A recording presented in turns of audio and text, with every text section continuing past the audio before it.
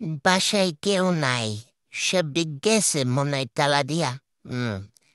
একটু যতক্ষণ বয়া বয়া কান্নার ডং করছি, এখন তো আমি এই ঘরের ভিতরে রাজত্ব চালামো। চিনে না আমারে, চিনে না আমার, আমি যে কি পরিমাণে পুংটা। হুম মানুষ চিনেছে কিন্তু মিকি চিনে নাই। এবার তালা টালা খুইলা ঘরের মধ্যে ঢুকে পড়ে নাকি। আচ্ছা যাই হোক, এখন আমার ফার্স্ট স্টেপ। ইয়া হুম ড্রেসিং টেবিলের মাথা, ড্রেসিং টেবিলের মাথায় একটা তল্লাশি চালামু, কিছু আছে কিনা তেলা পোকা টোকা যদি পায় একটা কাপড়া দুইরা খাইলামো। হুম এই কেউ বেড়াহে নাকি বলা তো যায় না, কখন আবার ডুব করে দিক মুজে তালা হুল্লা ভিতরে ঢুকে গেছে।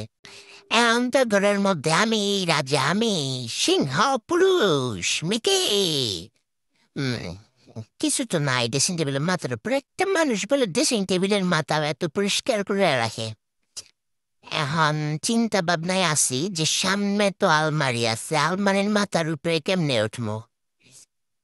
ড্রেসিং টেবিলের মাথায় নাইলে যে কোনো একভাবে উঠোন যায়, কিন্তু আহ, আলমারির মাথায় তো উঠা সম্ভব না। এত চাই কেমনে লাভ দিব আমি, আশ্চর্য ব্যাপার স্যাপার। এমনিতে ড্রেসিং টেবিলে উঠতে গিয়া মাকড়সার গট্টর বাইঙ্গা দিয়া উঠছি, মাকড়সার জাল টালে করে আমার মুসের মধ্যে লেগে আছে। আচ্ছা যাই হোক, একটারে ভালোই ভালোই আলমারির মাথার উপরে উঠতে গেছি, এখন কোনো চিন্তার কারণ নেই, নো টেনশন ডু ফুর্তি। আহান তো আমি আলমারির মাথার উপরে রাজত্ব করবো। হুম এত বড় দামরাই কি আবার।